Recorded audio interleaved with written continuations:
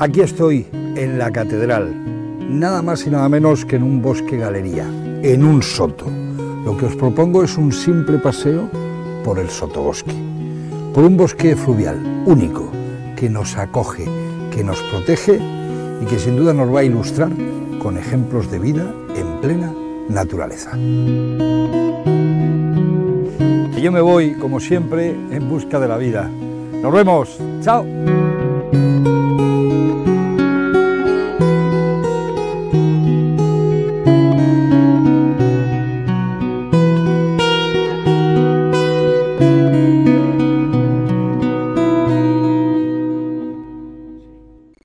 Yo tuve el ictus el 18 de mayo del 2019 y fue justamente 9 días después de haberme casado. Nos habíamos casado, estábamos tan felices, tan contentos, yo estaba súper tranquilo. Recuerdo que tuve una reunión por la mañana con los compañeros de Lobo Marley y a partir de ahí me fui a una comida a casa de unos amigos con mucha tranquilidad. Mi mujer, Mónica, mi hijo Darío y yo estábamos ahí tranquilos cuando de repente y de pronto empecé a hablar arrastrando, a hablar como si estuviera borracho. Yo no sabía por qué, pero hablaba de una manera bastante extraña. Y poco a poco empezaron a darse todos los síntomas típicos del ictus. Por ejemplo, esta mano que todavía está con pérdida de fuerza total, la parte izquierda de mi cuerpo, esta perdió fuerza, mi niño me había dado un regaliz, se me cayó al suelo y a partir de ahí vino todo un proceso muy triste, más que desagradable, triste, porque yo era consciente de todo, veía que la muerte se había plantado delante de mi cara, allí delante de mi familia, de mis amigos, y que no me iba a dejar escapar. Se me vino a la mente Alfredo Pérez Rubalcaba, persona a la que yo ciertamente admiraba y persona que 10 días antes había fallecido por un ictus. Se me vino a la cabeza, recuerdo que a él no le perdonó.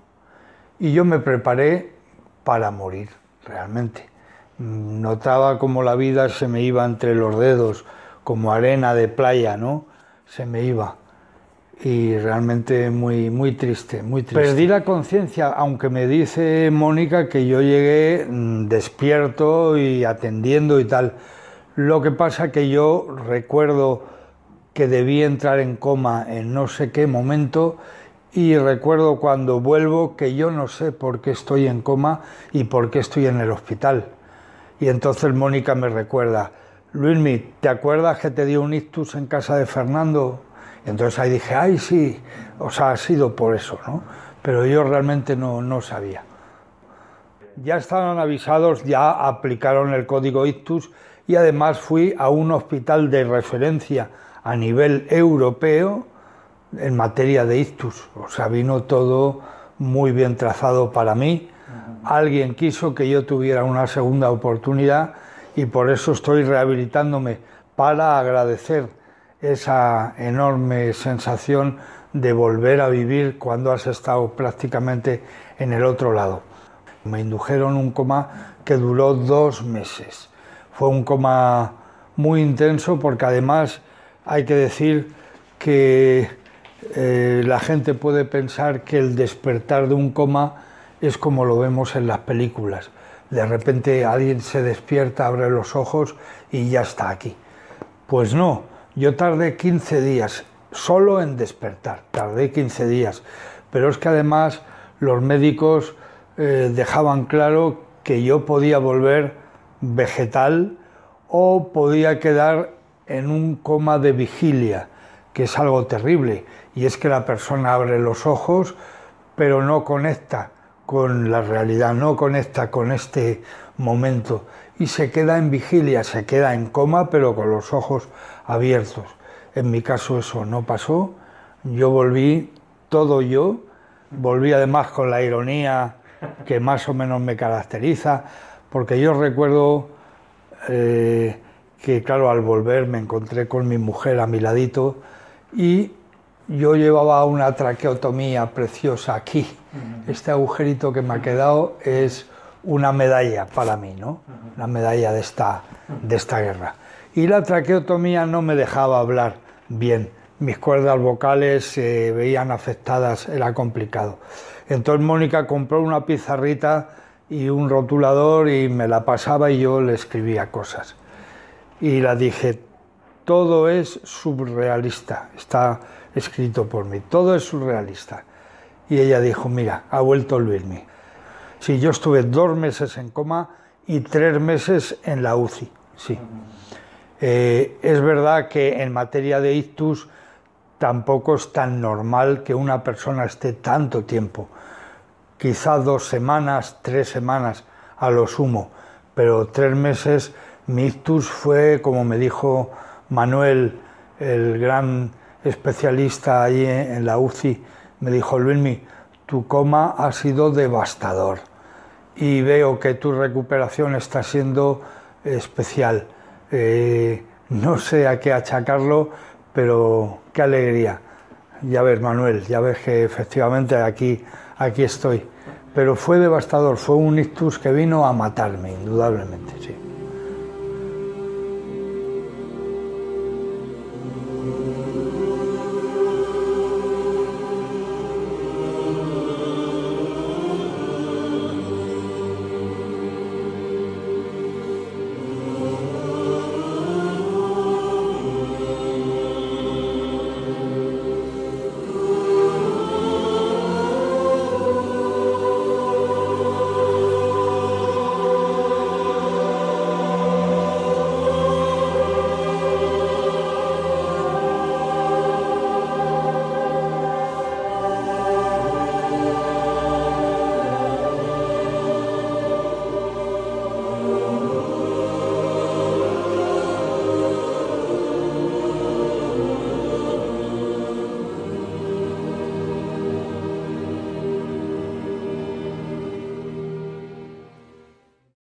Mi coma fue un viaje, mi coma fue una expedición, fue una maravilla de viaje.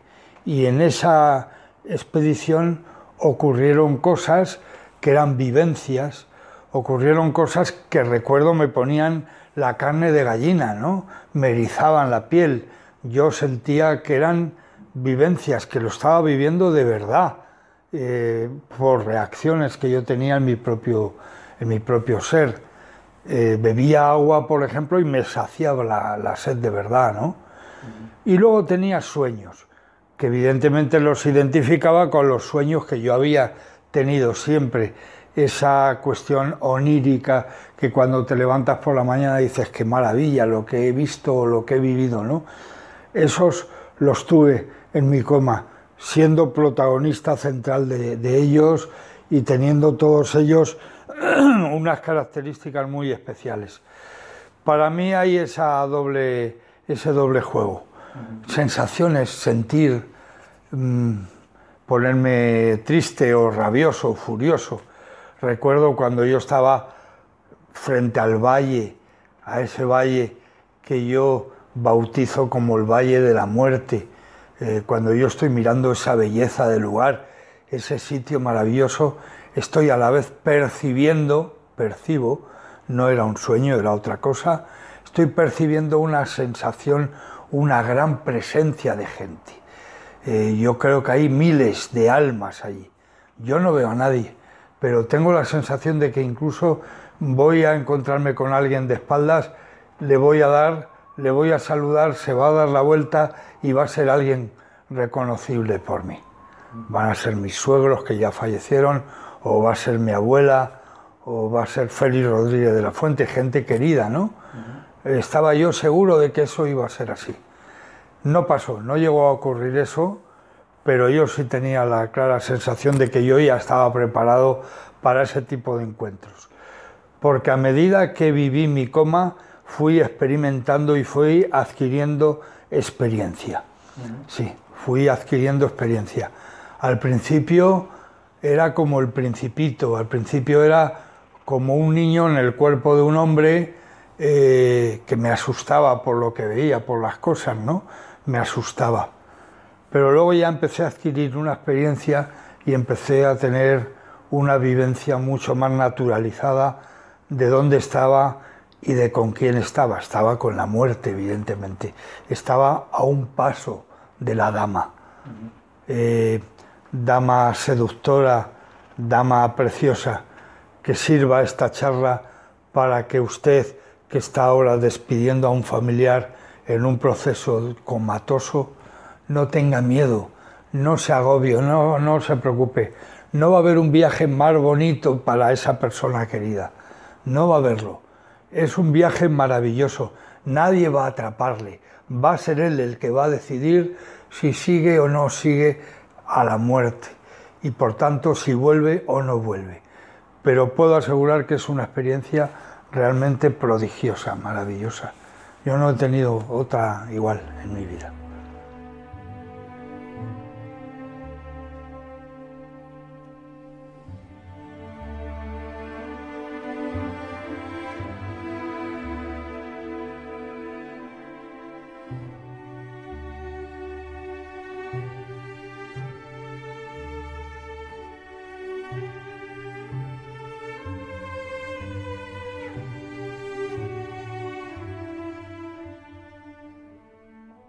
Yo me sentía lúcido a tope, diría que sin hablar inglés fluido, yo casi seguro que llegué a hablarlo ahí, porque yo me sentía muy lúcido, identificaba todo lo que vi y es más, puedo decir que con unas ciertas dotes novedosas para mí de superhéroe, ¿no? Esto es típico en las personas que hemos estado en el coma.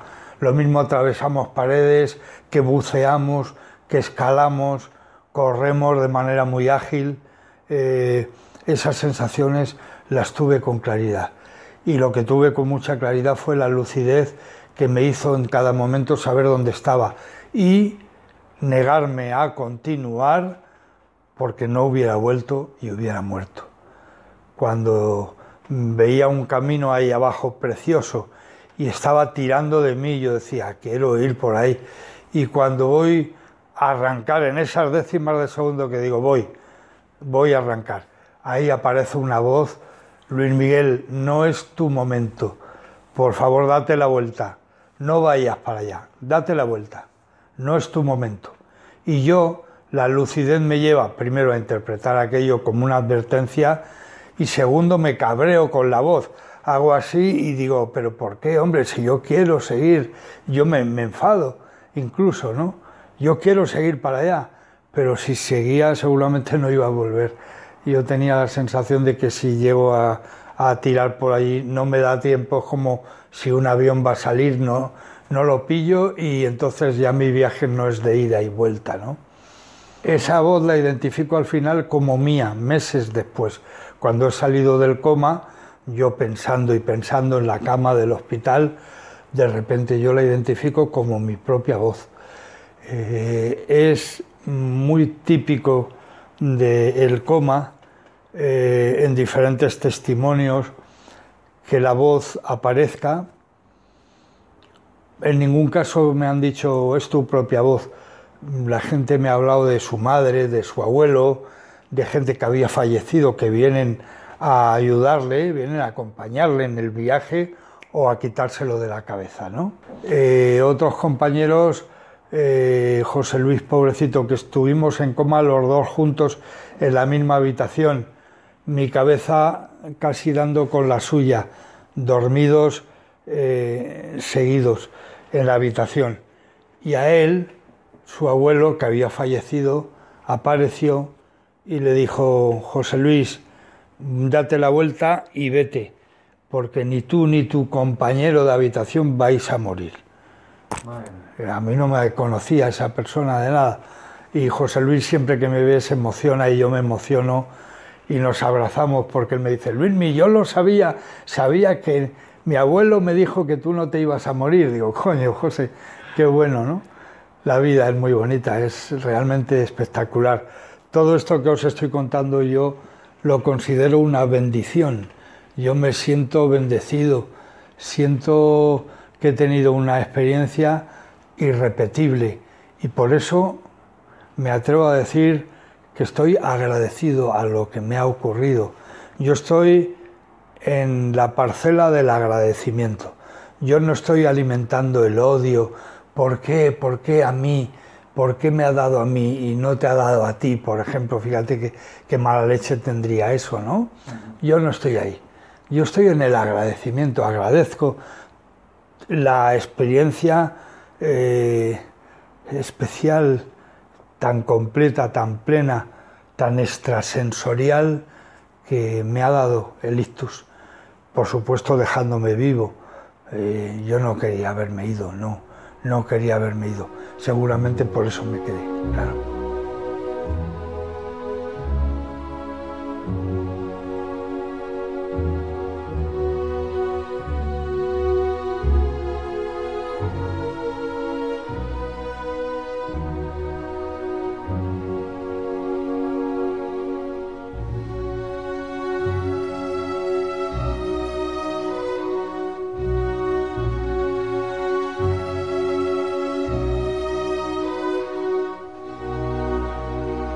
Sí, yo me vi en una situación que a mí me lleva a una cierta dulzura, en una situación que yo he llegado a decir que me hice un yonki de dicha situación.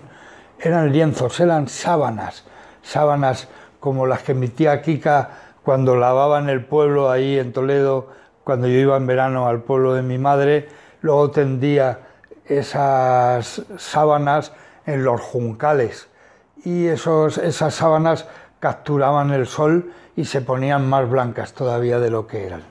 Bueno, pues yo estaba en esos lienzos blancos en posición fetal, desnudo, en posición fetal. Yo llegaba corriendo, saltaba, ¡pum!, y sin pedir permiso a nadie yo me tumbaba en posición fetal, y automáticamente, cuando estaba tan a gustito también, venía y me cubría una especie de manta, una manta muy poderosa, una manta de amor, una manta de cariño, no lo puedo explicar de otra forma, una manta mullida, pero a la vez muy fuerte, como si fuera de acero, que me protegía, ¿no? Me tapaba, y yo digo que es de amor y de cariño porque no sé identificarla de otra manera, pero claro, un cariño celestial, no un cariño terrenal. La manta de amor que yo digo y la paz del ambiente, sin duda han sido dos de los elementos que yo creo que han tirado de mí, o sobre todo que no me han dejado marchar. O sea, yo seguramente no he muerto por la cantidad de gente que estaba pendiente de mí. Es que además he tenido la oportunidad de verlo y de sentirlo a mi vuelta, ¿no? Como había cientos de personas en todo el planeta, en diferentes continentes, además, amigos, gente de todo tipo y condición, que no me dejaron marchar. Me sostuvieron, me sujetaron. Por supuesto, el amor de Mónica también, está claro. Ese amor seguramente era esa manta que yo digo. Quieto, Luismi, no te muevas de aquí, tranquilo, relájate. Bueno, esa sensación sí la he tenido así, sin duda.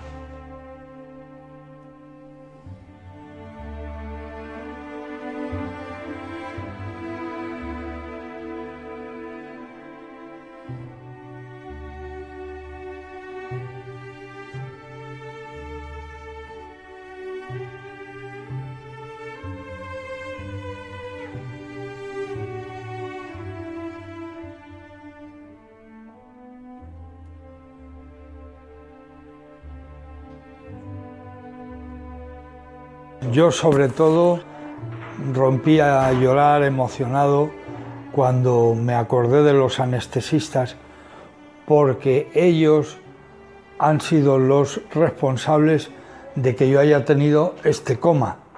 Han sido los responsables en la posología, en las proporciones que me han dado, que me han administrado, y en las características del producto. Ellos, si hubieran sido más miedosos, a lo mejor no me hubieran dado tanto y yo hubiera sentido más dolores tuve un coma de mucho tubo, mucho entubamiento, mucha jeringa, mucha historia, y seguramente eso me hubiera afectado.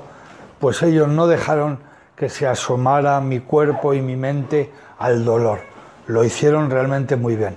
Y evidentemente bajé con Mónica a saludarles y agradecerles. Quiero recordar que la sustancia que me dieron, el famoso Propol, el opio, estaba presente, claro, pero yo sé identificar lo que es estar bajo la influencia del opio, de lo que es tener una sensación especial fruto de una vivencia como esta que yo he tenido. O sea, quiero decir que no es la cosa de vaya colocón que llevabas y tal, no. Hemos viajado mucho, yo he viajado muchísimo, he hecho mi vida entera en reuniones, dormir, cenar, comer con etnias de todo el planeta, etnias que evidentemente utilizan las drogas como los Homo sapiens han hecho desde los albores de la civilización para adquirir dimensiones especiales. Y yo eso lo tenía muy claro. El opio, vale, estaba ahí, me han dado opio, vale, pero lógicamente todo esto que os estoy contando ha tenido vida propia, ha venido per se. Y sí es verdad que han actuado de maravilla los anestesistas. Me han tendido una alfombra por la que yo he caminado, una alfombra mullida, por la que he caminado, mientras que si hubieran sido más conservadores y me hubieran dado menos sustancias o otras diferentes y distintas, yo me hubiera agobiado mucho más. Sí. Los médicos, yo no se lo pude decir a todos, pero aproveché a los neurólogos, les dije, he tenido un coma maravilloso, joder, Luismi, qué bueno y tal. Se sentaron conmigo, estuvimos hablando. Ellos son los primeros que reconocen que cuando un ser humano se va, la ciencia no tiene todos los resortes para dar con una explicación científica o lógica. No, la ciencia convencional no. Ya lo decía el doctor Marañón, hay cosas que la ciencia no podrá nunca resolver, pero para eso hay otros apartados del ser humano, ¿no? Reaccionaron muy bien y yo incluso les tenté y les dije, oye, estas cosas a vuestra profesión la hacen más apasionante. Cuando alguien que ha estado del otro lado vuelve y además de agradeceroslo os explica lo que ha visto y tal, es muy bonito, ¿no? Entonces sí, los médicos yo creo que han cambiado ya mucho de como antaño eran. Yo creo que hoy hay un montón de profesionales que quizá lo que tienen es que quitarse complejos para hablar con naturalidad de todas estas cosas.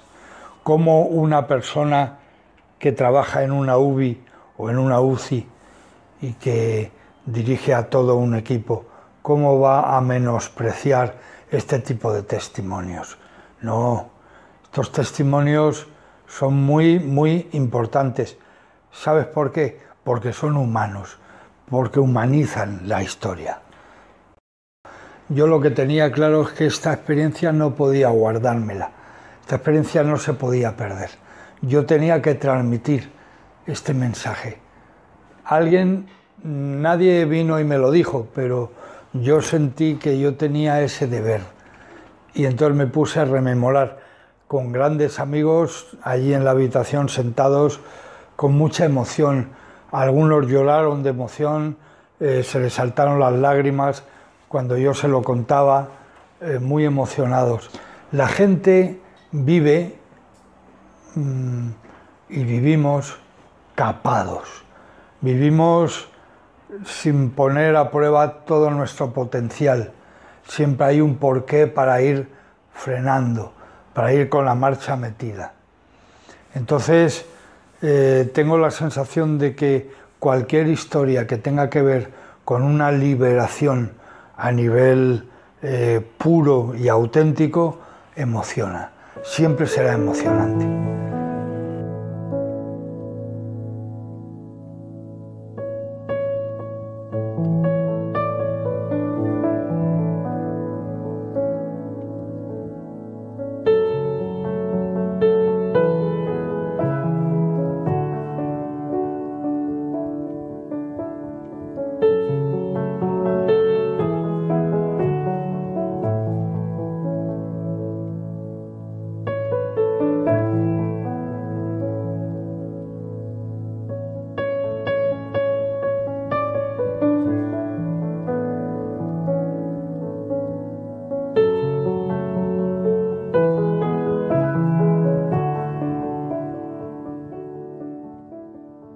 Hombre, hay una cosa muy bonita y es que yo he sido y soy un agnóstico practicante militante y por tanto, hostia, si Luis me dice esto, ¿qué habrá pasado, ¿no? Entonces la gente muy atenta a mí, ¿no? Yo soy practicante, agnóstico practicante porque no soy ateo, no soy alguien que niega la mayor y ahí se queda, no. Yo estoy en la búsqueda continua, en la búsqueda permanente, ¿no? Yo me percibo más espiritual. Yo siempre he sido muy espiritual. Parece que no, pero la defensa de la naturaleza, la defensa de los animales, como la que yo he llevado a cabo toda mi vida, con tantas amenazas de muerte como tenemos, los cazadores ahora con el lobo, con el tema del lobo la que tengo encima. Claro, las personas que tenemos una vocación tan clara por amor al arte, tenemos un sentido espiritual de la vida, claro, no cabe duda. Claro que lo tenemos. Y además te digo más, el tema espiritual no es solo un tema humano. El elefante que mató el emérito dejó un espíritu por ahí pululando. Ese macho de Loxodonta africana no muere en el momento de un tiro y ahí se acaba todo, que va. Esa es la esencia de la sabana, es el espíritu de la sabana. Un lobo viejo, gallego, ¿tú le vas a matar y vas a acabar con él? No, su espíritu perdura en esos bosques, en esas montañas, no me cabe ninguna duda.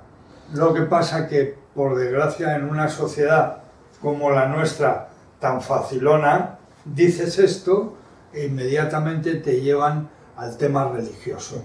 No, Luis, entonces tú vete a misa, o que no, coño, que no hablo de eso, que estoy hablando de otra cosa, ¿no? Yo qué sé, yo estoy encantado con mi vida, ¿no? Pero seguramente si mi vida no me satisfaciera ahora mismo y yo supiera, jesuitas ya no hay, pero yo supiera que hay una posibilidad de acceder a territorios de la mente y de la reflexión budistas o árabes, o me da lo mismo, o sea, empiezo a entender la deidad mucho más que antes. Y no he visto ni a Dios ni a la Virgen en esta experiencia. No he visto a ninguno de los dos, no he visto a nadie. Pero bueno, sí creo que alguien, seguramente alguien entrenado en esa materia, los hubiera visto. Yo a lo mejor es que no les he sabido identificar, a lo mejor no les he identificado. Ese atardecer en el valle, un atardecer rojo, de fulgor, parecía fuego, el sol se estaba poniendo por aquí, iluminaba todo el valle, lo mismo era Dios, ¿me entiendes? Yo qué sé, lo mismo era la deidad, era él, yo qué sé. Hipócrates a la enfermedad cerebral o mental le llamaba la enfermedad sagrada. Enfermedad sagrada, porque afecta a una parte que es el alma, en definitiva, coño. La parte sacra que tenemos. Yo, en definitiva, en este viaje, lo que te estoy de alguna manera diciendo es que mi cuerpo quedó aquí, pero mi alma viajó. Mi alma viajó.